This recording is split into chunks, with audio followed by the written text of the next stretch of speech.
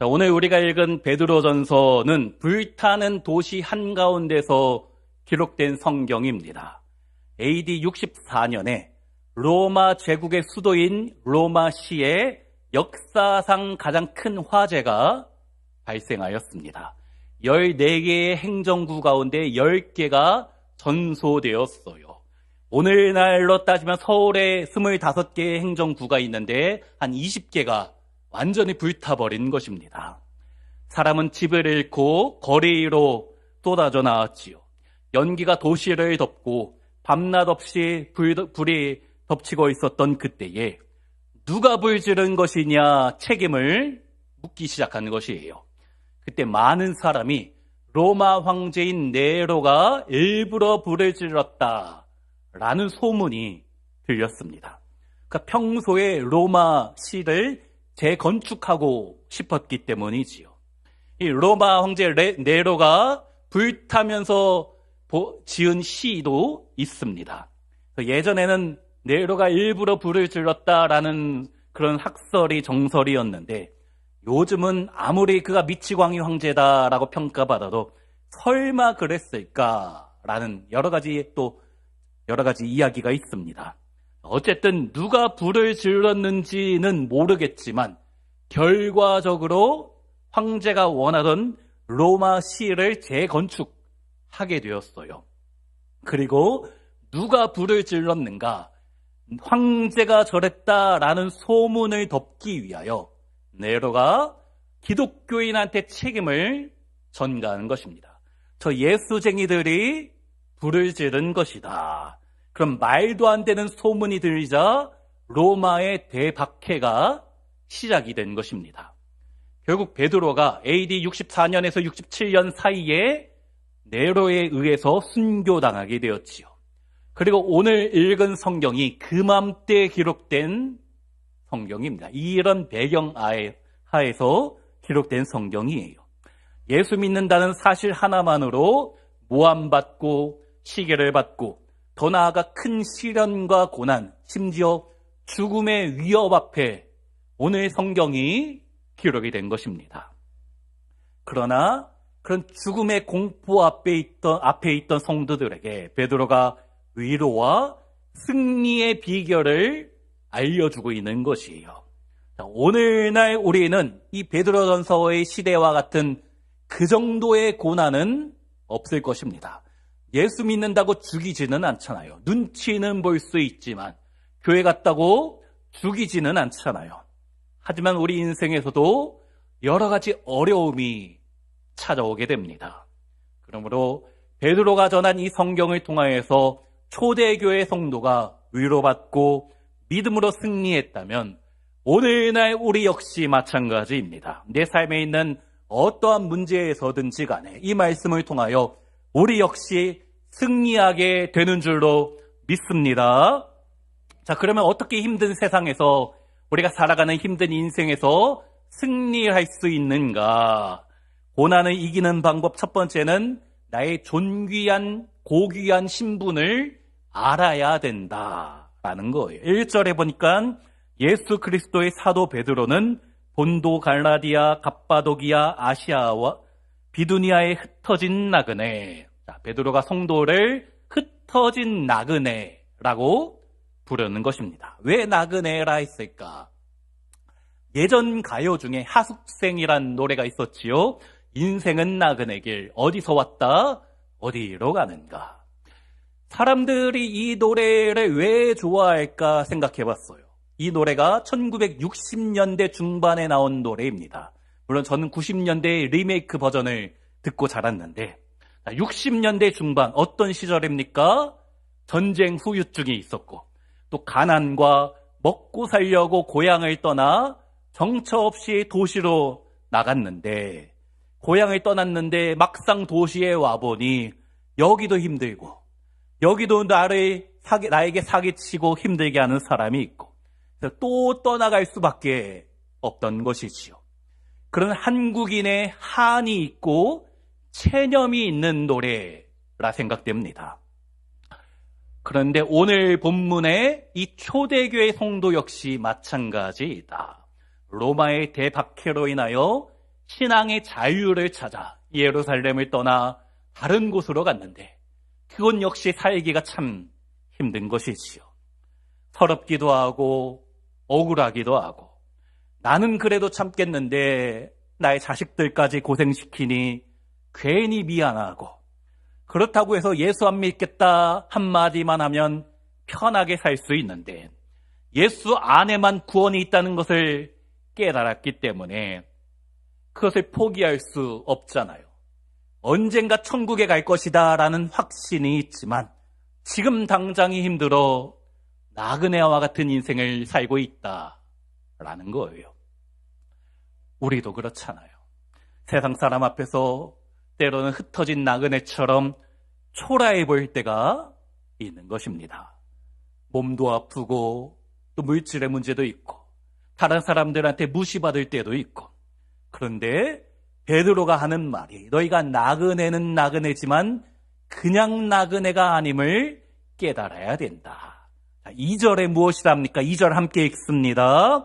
곧 하나님 아버지의 미리 아심을 따라 성령이 거룩하게 하심으로 순종함과 예수 그리스도의 핏부림을 얻기 위하여 택하심을 받은 자들에게 편지하노니 은혜와 평강이 너희에게 더욱 많을지어다. 이 베드로의 시대는 은혜와 평강이 그냥 있으면 안 되고 더욱 많아야지 겨우 살 수 있는 시절입니다. 자, 그런데 이 말씀 보니까 하나님이 아시고 성령님이 거룩하게 하시고 예수님이 피 흘려 주셔서 택함 받은 사람이다. 내가 나그네는 나그네지만 그냥 나그네가 아니고 존귀한 사람이다. 세상 사람은 나를 알아주지 않지만 다른 사람은 나를 무시할 수 있지만 그러나 나는 삼위일체 하나님의 특별한 사랑을 받은 존재이다. 우리 성도님들도 마찬가지입니다. 우리 하나님이 우리 성도님 한 분 한 분의 아픔, 상처, 힘든 것을 아십니다. 주님이 나의 고통까지 알고 계셔요. 그리고 성령님이 우리가 거룩해지도록 지금도 지켜주십니다. 그리고 예수님 십자가에서 죽기까지 나를 사랑하사 나를 위하여 피 흘려 주심으로 나를 택하여 주신 줄로 믿습니다. 2012년에 뉴욕의 어느 노부인이 남편이 죽고 나서 오래된 집을 정리하였습니다. 자기 집에서 안 쓰는 물건을 갖다가 팔았는데 벽장에서 나온 낡은 그림이 있어서 $5에 팔았다고 합니다. 한 8,000원, 9,000원에 팔았어요. 알고 보니까 이것이 피카소의 그림이었어요. 이 $5에 산 사람이 경매장에서 얼마에 팔았는가? 1,400만 달러. 한국 돈으로 200억. 별로 놀라지 않으시는 것 같아요. 200억 정도는. 200억에 팔았다는 거예요. 그 그림의 가치를 아는 사람이 있고 모르는 사람이 있는 것이지요. 사랑하는 성도님들, 여러분의 가치가 얼마나 대단한지 아십니까? 나는 성부, 성자, 성령 하나님의 특별한 사랑을 받은 존재인 줄로 믿습니다. 그 사실을 믿으면 내 앞에 어떤 어려움이 있어도 이겨낼 수 있는 것이에요. 자, 두 번째 고난을 이기는 방법이 무엇인가? 산 소망을 누리는 것입니다. 우리 3절 함께 읽습니다. 우리 주 예수 그리스도의 아버지 하나님을 찬송하리로다. 예수 그리스도를 죽은 자 가운데서 부활하게 하심으로 말미암아 우리를 거듭나게 하사 산 소망이 있게 하시며. 자, 우리에게 산 소망이 있다. 산 소망이 무엇입니까? 반대말을 생각하면 알지요. 예전에 산 소망, 산토끼의 반대가 무엇인가 그런 재미없는 이야기 있었지요. 산토끼의 반대, 집토끼. 누구는 판토끼, 누구는 또 뭐 있었지요? 죽은 토끼, 알카리 토끼. 예전에는 그게 정말 재밌었는데 산 소망의 반대가 무엇일까? 죽은 소망입니다. 소망이 없는 것이에요. 1300년대에 이탈리아의 작가 단테가 쓴 신곡이 있지요. 이 신곡에서 지옥에 대해서 묘사하는데 지옥 문 입구에 글이 하나 써 있는데 여기 들어오는 자는 모든 소망을 버릴지어다 라고 써 있는 거예요. 산 소망의 반대는 소망이 없는 것이고 지옥 같은 인생입니다. 지옥 그 자체이지요. 그러나 우리 인생이 때로는 지옥처럼 답답하게 느껴지지만 이 소망만 있으면 견디어낼 수 있는 것입니다. 보통 소망을 미래적인 개념으로 생각하는데 주님이 주시는 소망은 희망사항이 아닙니다. 확신에 찬 소망이에요. 그래서 산 소망이다. 그리고 이 소망을 주님께서 우리에게 주기 위하여 무엇을 하셨는가? 3절 다시 보면 예수 그리스도를 죽은 자 가운데서 부활하게 하심으로 말미암아. 이 당시 성도의 가장 큰 문제는 죽음의 문제였지요. 예수 믿으면 순교당했던 것입니다. 하지만 죽음에서 승리하신 예수님이 주신 소망이 우리에게 있기 때문에 더 이상 죽음을 두려워하지 않게 되는 것이에요. 이미 예수님께서 그 문제에서 승리하셨기 때문입니다.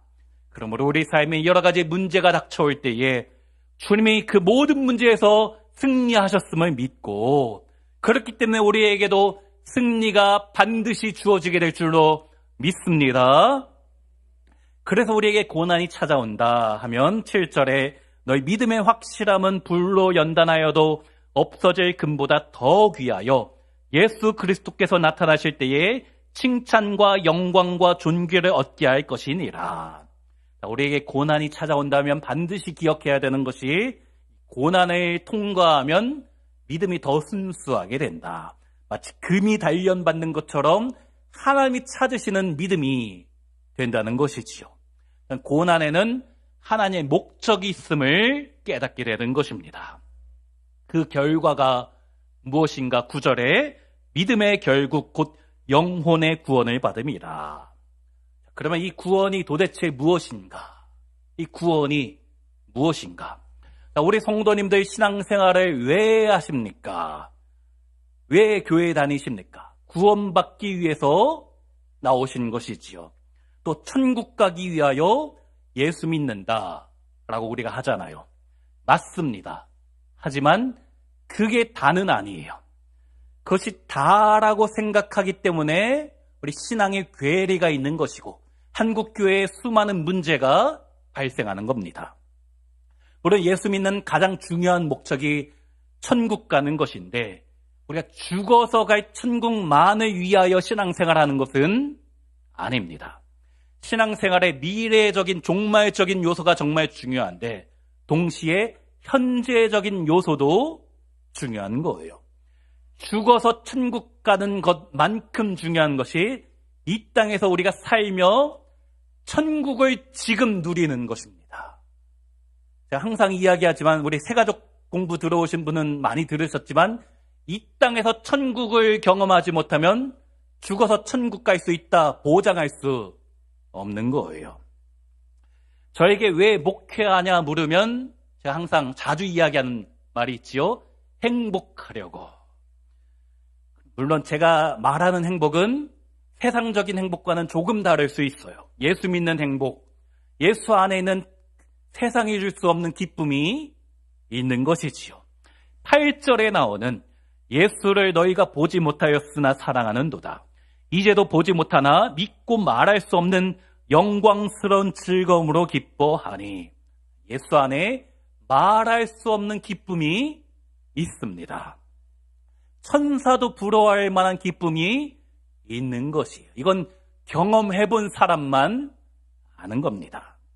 그리고 그런 기쁨이 있는 곳이 천국이에요. 천국은 장차 우리가 죽어서 가는 하나님 나라이지만 동시에 예수님이 다스리시는 곳, 예수님의 통치가 나타나는 모든 곳이 천국입니다. 그렇다면 우리가 죽어서 가는 곳만이 천국이 아니고 지금도 천국을 누릴 수 있다라는 거예요. 우리 주님께서 우리가 장차 갈 천국을 맛보기로 보신 장소가 있습니다. 우리 가정이 그렇고 우리 직장이 그렇고 우리 교회가 마찬가지예요. 또 다른 사람과의 관계에서도 천국을 경험해야 됩니다. 하지만 그렇게 살지 못하는 성도가 있어요. 가정에서 천국을 누리는 것이 하나님의 계획인데 가정이 지옥처럼 느껴지는 분도 있으시잖아요. 교회에서 천국을 맛보는 것이 하나님의 뜻인데 예배를 기쁨이 없는 의무감으로 예배 안 드리면 왠지 벌 받을 것 같아서 오신 분이 있다면 이 교회당은 그분에게는 천국이 되지 못하는 겁니다. 예배 안 드리면 찝찝해서 나오는 그곳은 천국이 아니기 때문이에요. 우리 성도님들의 직장과 여러분이 살고 있는 동네가 그 모든 것이 천국이 되어야 되는데 그렇게 살지 못하는 분이 너무 많이 있다라는 것이지요. 우리 사랑하는 성도님들, 예수를 믿음으로 주어지는 그 천국의 기쁨을 교회 안에서만이 아니고 예배드리는 시간만이 아니고 우리 일상생활에서 모든 곳에서 누리시기를 간절히 부탁드립니다. 그것이 신앙생활입니다. 그러기 위해서는 내가 받은 구원이 얼마나 값진 것인가를 알아야 되는 것이에요. 자, 그 구원에 대해서 무엇이라 이야기하는가? 10절과 11절에 이 구원에 대하여는 너에게 임할 은혜를 예언하던 선지자들이 연구하고 부지런히 살펴서 자기 속에 계신 그리스도의 영이 그 받으실 고난과 후에 받으실 영광을 미리 증언하여 누구를 또는 어떠한 때를 지시하시는지 상고하니라. 구약의 많은 선지자가 이 구원에 대하여 자세히 살펴보았다. 하나님이 죄악된 세상, 심판받을 세상을 위하여 구원자, 메시아를 보내실 것이다 라는 말씀이 구약 성경에 가득하잖아요. 모든 구약 성경은 예수님을 가리키는 것입니다.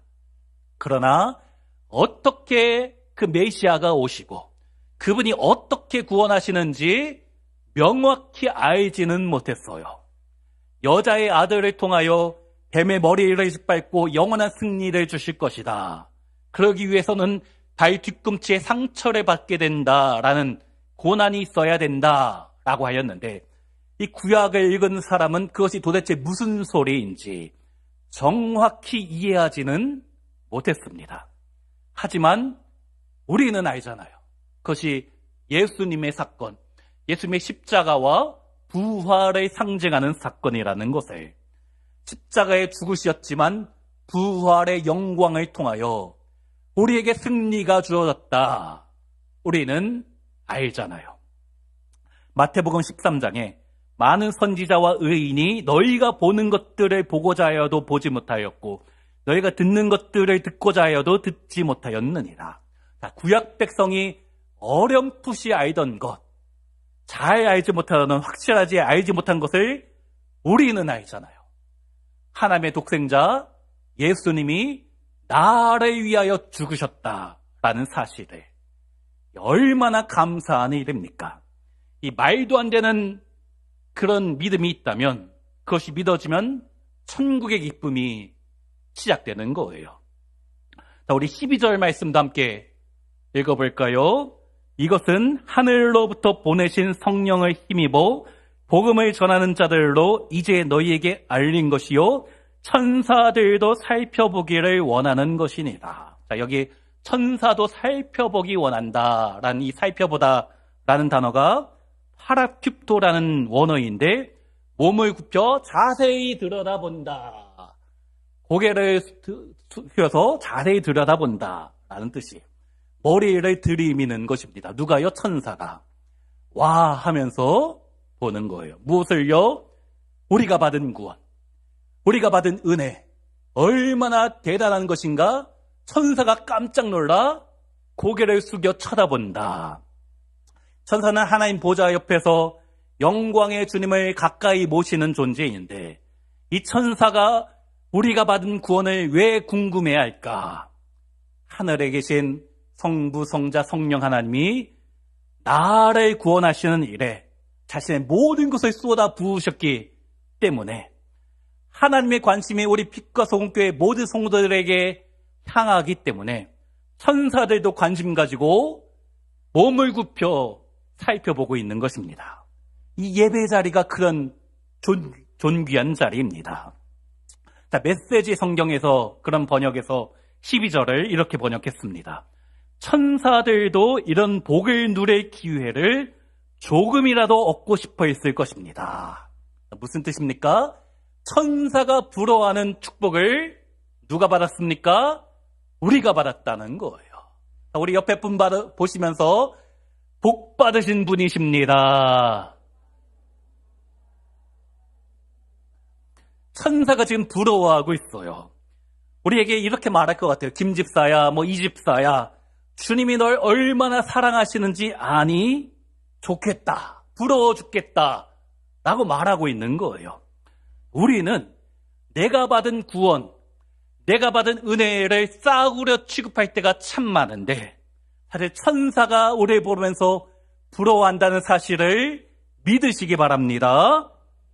이 구원이 12절에 보니까 너희를 위한 것이다 말씀하고 있어요. 이런 은혜 우리가 받은 줄로 믿습니다. 말도 안 되는 은혜, 천사도 부러워하는 축복을 받은 우리 모든 성도인 줄로 믿습니다. 그것을 깨닫게 되면 지금 당장은 힘들지만, 당장은 흩어진 나그네와 같이 천대받고 무시받아도 괜찮아요. 지금 당장은 몸이 아파도, 지금 당장은 물질의 어려움 가운데 처해도 괜찮습니다. 천사가 부러워하고 있기 때문이에요. 그러면 이 구원을 받았다면 우리가 어떻게 살아야 되는가? 16절 함께 읽습니다. 기록되었으니 내가 거룩하니 너희도 거룩할지어다. 우리가 천사도 흠모할 만한 은혜를 받았다면 어떻게 살아야 됩니까? 거룩하라 주님이 말씀하시는 거예요. 거룩이 무엇일까? 예전에는 거룩을 엄숙한 것으로 생각하였어요.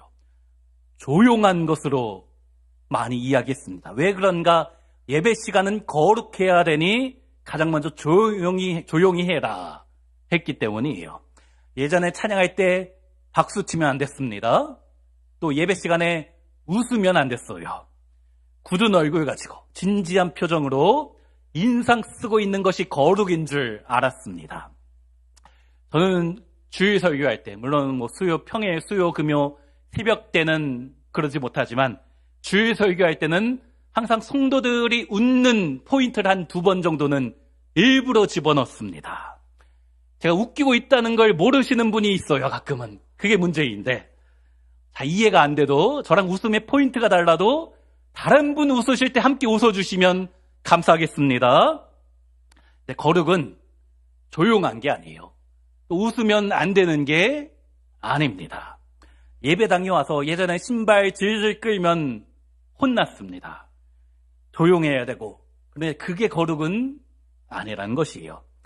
그렇다고 해서 물론 예배 시간에 떠드는 것 역시 거룩이 아니지요. 이 거룩은 공간의 문제도 아닙니다. 예배당 안에서만 거룩하면 안 되는 거예요. 예전에, 우리 교회 아니고 예전에 어느 집사님이 저한테 이야기하시기를, 목사님 우리 집에 매일 신방 와주세요. 왜 그런가 했더니 우리 남편 집사가 목사님 앞에서는 정말 거룩한데 목사님 없는 데서 좀 그렇다고. 제가 그 집에서 항상 살 수는 없는 것이고, 지금 옆에 쳐다보시면 안 됩니다. 남편 쳐다보지 마셔요. 거룩을 사전적으로 정의하면 구별되다라는 의미가 있는데, 쉽게 이야기해서 제가 쉽게 표현하면 거룩은 예수님 닮은 삶입니다. 예수님처럼 살아가는 것, 예수님처럼 말하고 예수님처럼 생각하고 예수님처럼 행동하는 것, 그것이 거룩입니다. 우리 일상생활에서 나에게 닥친 문제에서 예수님이라면 어떻게 하셨을까? 제가 자주 이야기하는 말이죠. 그것이 거룩이에요. 그 거룩은 천국의 기쁨이 있어야지만 이루어지는 것입니다. 예수 믿는 것이 얼마나 행복한 일인지 나의 삶으로 보이는 것이 거룩입니다. 그렇기 때문에 교회 안에서만 나타나는 것이 아니에요. 거룩을 교회 안에서만 할 수 있다? 아닙니다. 교회는 거룩한 곳이고 세상은 더러운 곳이다라는 성속이원론, 교회는 거룩하고 세상은 그렇지 않은 곳이다 라는 생각 때문에 한국교회가 세상에서 비난받는 것입니다. 교회 안에서만 신실한 척하기 때문에. 예수 믿는 사람이 교회 안에서의 모습과 교회 밖에서의 모습이 다르기 때문에. 그러나 우리가 살아가고 있는 모든 곳이 거룩한 곳이 되어야만 하는 것이고, 내가 사는 모든 곳이 그렇기 때문에 천국으로 내가 만드는 것입니다. 어떻게요? 예수 믿는 기쁨이 있으면 가능한 것이에요. 내가 예수 믿고 천사도 부러워하는 행복이 있기 때문에 우리 가정을 거룩한 곳으로 만들어 가야 되는 것이고, 내 예수님의 다스리심을 경험하기 때문에 나의 직장이 예수 안에 있는 천국처럼 기쁜 곳이 되어야 되는 줄로 믿습니다. 물론 진짜 천국은 우리가 죽어서 가는 곳이 되겠지만, 지금 내가 사는 모든 곳을 천국으로 만드는 사명이 우리 모두에게 있는 줄로 믿습니다. 그렇기 때문에 예배 드릴 때만 거룩하게 사는 것이 아니에요. 15절 말씀 함께 읽습니다. 오직 너희를 부르신 거룩한 이처럼 너희도 모든 행실에 거룩한 자가 되라. 예배 드릴 때만이 아니고 교회 안에서만이 아니고 모든 행실에 거룩한 자가 되라. 그래서 하나님 앞에서 내가 지금 어떻게 살아가고 있는가? 가정에서, 직장에서 내가 지금 주님 앞에 있다라는 것을 날마다 생각해야 되는 것이지요. 자, 17절에 보니까 외모로 보시지 않고 각 사람의 행위대로 심판하시는 이를 너희가 아버지라 부른즉 너희가 나그네로 있을 때를 두려움으로 지내라. 두려워하라 말씀하고 있죠. 이 말씀은 신앙생활 똑바로 안 하면 죽는다라는 협박하는 말씀이 아니에요. 기도 안 하면 하늘에서 번개가 내리고 그러지 않습니다. 하지만 우리는 흩어진 나그네와 같이 살고 있잖아요. 우리가 사는 이 세상 쉽지 않습니다. 신앙생활하기가 참 어려워요. 신앙을 잃어버리기가 참 쉽다는 것이지요. 그래서 13절에 무엇이라는가? 우리 마지막으로 함께 13절 읽습니다. 그러므로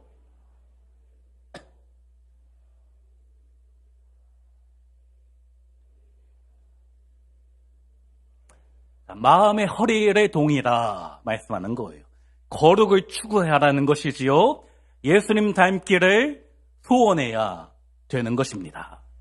천국의 기쁨을 우리 일상에서 누리는 것, 가만히 있으면 되는 게 아닙니다. 노력해야 되는 거예요.